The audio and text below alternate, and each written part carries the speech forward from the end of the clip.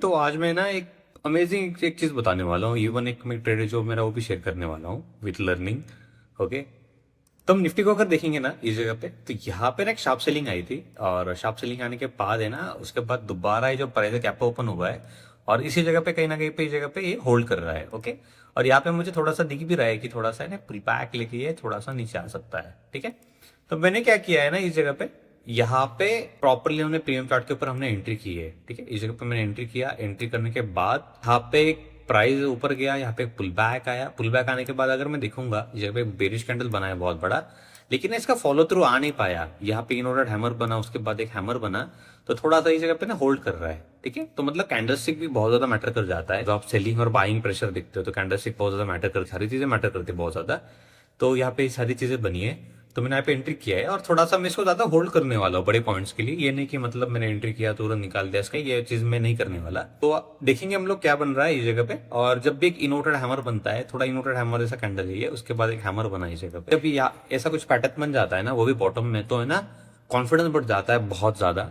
आपका ट्रेड चलने की कॉन्फिडेंस बढ़ जाता है और मजा आने वाला है आज बहुत, है ना, बहुत ज्यादा मजा आने वाला है। 1250 रुपए का स्टॉप लॉस है, 12.5 स्टॉप लॉस है नहीं, तो थोड़ा सा है ना, मुझे ना ही डर लग रहा है ना ही कुछ लग रहा है। जब आपका रिस्क होता है और आपका स्टॉप लॉस छोटा होता है और आपके टारगेट्स बड़े होते हैं ना, या फिर बड़ा अपॉर्चुनिटी आपको अगर दिख रहा है ना, तो ऐसी जगह पे ना फिर मैटर नहीं करती। पॉसिबल है कि यहाँ पे अगर मैंने स्टॉप लॉस खा भी किया, उसके बाद दोबारा कुछ प्रोजेक्शन बना के ऊपर निकल रहा है, मैं दोबारा एंट्री करूंगा। ऑलमोस्ट मेरा रिस्क और स्टॉप लॉस दिन में 2 ट्रेड या फिर 3 ट्रेड में करने के लिए रेडी हूँ। अगर ऐसा कुछ होता है तो मुझे लग रहा है कि आज आने वाला है बड़ा प्रॉफिट, और वेट कर रहे हैं हम लोग। ओके, तो हमारा प्राइस थोड़ा ऊपर निकल रहा है फिलहाल के लिए, कुछ 1000-1500 दिखा रहा था अभी, लेकिन दोबारा नीचे आ गया। ओके, लेकिन क्या होता है ना, जो छोटा ट्रेडर होता है ना, हमेशा जो रिटेल ट्रेडर होता है, वो 2-5 पॉइंट 1500 रुपए दिख गया है ना, उसको ना डर लगने लगता है। वो सोचता है कि यार मैं एग्जिट कर लूं, मैं फिर दोबारा एंट्री कर लूंगा, छोटा प्रॉफिट मुझे मिल रहा है। लेकिन फिर ये जो साइकोलॉजी होता है ना, इससे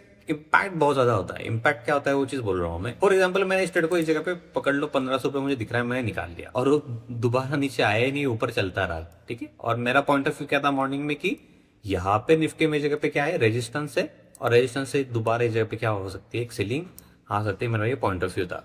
ओके, अगर मैंने इसको अभी काट दिया, ठीक है, तो मेरा साइकोलॉजी कहाँ पे खराब होगा। अगर मैंने एग्जिट कर दिया ना अभी फिलहाल में, ठीक है, तो मेरा साइकोलॉजी खराब हो जाएगा और मैं क्या करूंगा, ठीक है ना, ओवर ट्रेडिंग करना शुरू कर दूंगा या फिर विदाउट सेटअप में ट्रेड्स करना शुरू कर दूंगा। मेरे स्टॉप लॉस जो 1200-1500 बन रहे हैं ना, मैं कहीं पे भी उसको मतलब ऐसे लेके मैं उसको ट्रेड करूंगा, फिर वहां से है ना मेरा शुरू हो जाएगा रिवेंज ट्रेडिंग, क्योंकि मुझे लॉस होगा, फिर मैं उसको ट्राई करूंगा कुछ और ट्रेड्स करने में। ठीक है, तो है ना, ये सारी चीजें तब होती है जब आपके ट्रेड्स प्लान्स नहीं होते। अब जैसे मेरा ट्रेड प्लान है, मैं प्लान करके बैठा हूँ कि मुझे ये सारी चीजें करनी है, तो चीजें अच्छे से चलेगी। अगर मैंने इसको विदाउट प्लान किया होता, अगर मेरे पास प्लान नहीं है, एक मेरे पास कुछ नहीं है, तो ये सारी चीजें है ना, मतलब बहुत ज्यादा है ना ये करेंगी, मैटर करेंगी। तो मेरा जो टारगेट है चार्ट के ऊपर, वो ऑलमोस्ट ये टारगेट है मेरा। ठीक है, ये वाला मेरा टारगेट है, लेकिन क्या है सच में तुरंत यहाँ से यहाँ तक आ जाएगा, मुझे तो नहीं लग रहा। क्योंकि क्या है ना, प्राइस एक्शन बहुत स्लो चल रहा है, प्राइस एक्शन हमेशा ट्रैप करता है।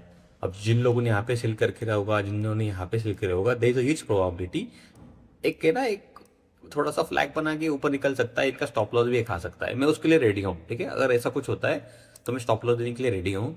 लेकिन वहां पे अगर प्राइस एक्शन इस प्रकार से कुछ बन गया और दोबारा ये इसी लेवल को ब्रेक कर रहा है ना, मैं दोबारा एंट्री करूंगा विथ सेम स्टॉप लॉस, यहाँ पे जो भी हाई रहेगा उसके स्टॉप लॉस से, और मैं इसी टारगेट को पहला, ये टारगेट और ये जो टारगेट्स इनके लिए मैं प्लान करना शुरू कर दूंगा।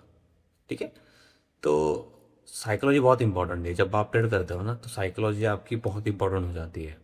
तो यहाँ पे पॉसिबल है कि अगर ये जो कैंडल है हमारा, जो अभी ग्रीन कैंडल बन रहा है, अगर इसके ऊपर ये क्लोज नहीं करता है, ये छोटा कैंडल बन जाता है, उसके बाद एक दोबारा एक रेड कैंडल इसको निकालता है, तो एक शार्प सेलिंग मुझे एक्सपेक्ट कर रहा हूँ।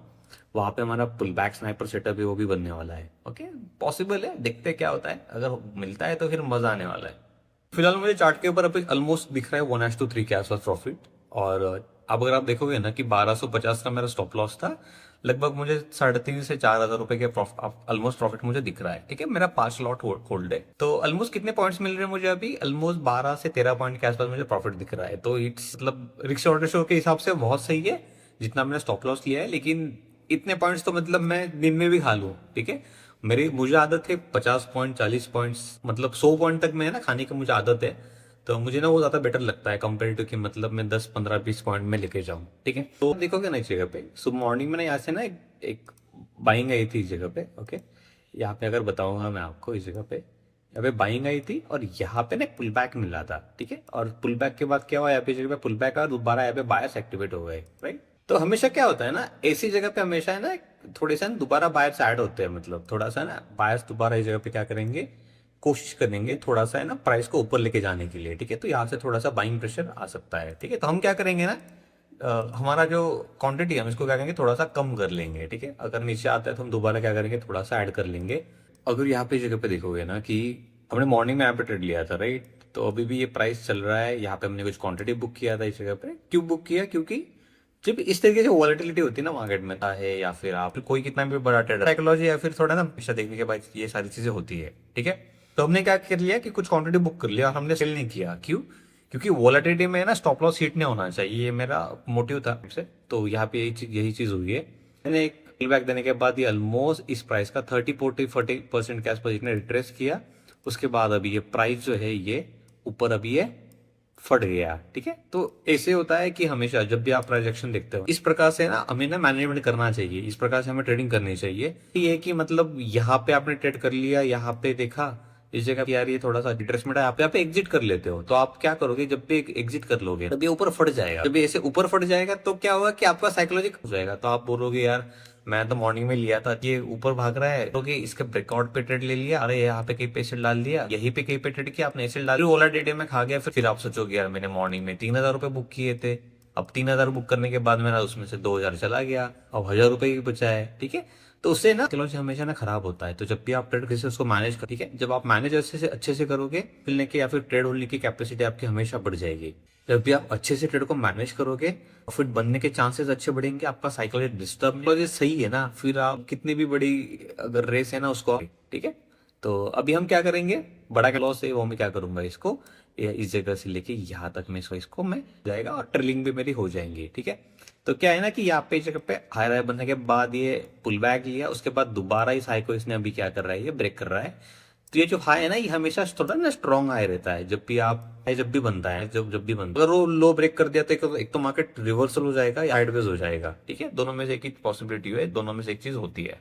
ठीक है, चलो देखते हैं और चीजों का कैसे क्या होता है। अगर चलना है तो मुझे पैसा चाहिए, अगर नहीं चलना है वो ये मेरा ट्रेलिंग इसिल खा जाएगा, उसके बाद फिर चैन दो, फिर मैं ट्रेड नहीं करने वाला दिन भर, फिर मैं शांति से बैठूंगा आराम से, अगले दिन कुछ और मैं प्लान करूंगा। ठीक है, तो यहाँ पे है ना ऑलरेडी हमारा स्टॉप लॉस जो है वो जा चुका है एंड यहाँ पे हमने बाय किया था, यहाँ पे कुछ हमने पार्शियल प्रॉफिट बुक किया। उसके बाद ये थोड़ा सा हमने जब ये ऊपर ब्रेक किया ऊपर वाला स्विंग, तो हमने क्या किया, इसको ट्रेल किया है यहाँ पे और हमारा ट्रेलिंग जो स्टॉप लॉस है वो जा चुका है। तो हमारा 1,250 रुपए के आसपास का हमारा जो ये था हमारा स्टॉप लॉस था और हमारा 4,000 के आसपास कुछ प्रॉफिट ही हमारा बन चुका है। लगभग हमने 5,000 के ऊपर प्रॉफिट दिखा था, लेकिन 4,000 प्रॉफिट हमारा जो है वो हमारा बुक हो चुका है। ठीक है, तो it's not bad resort, right, it's good.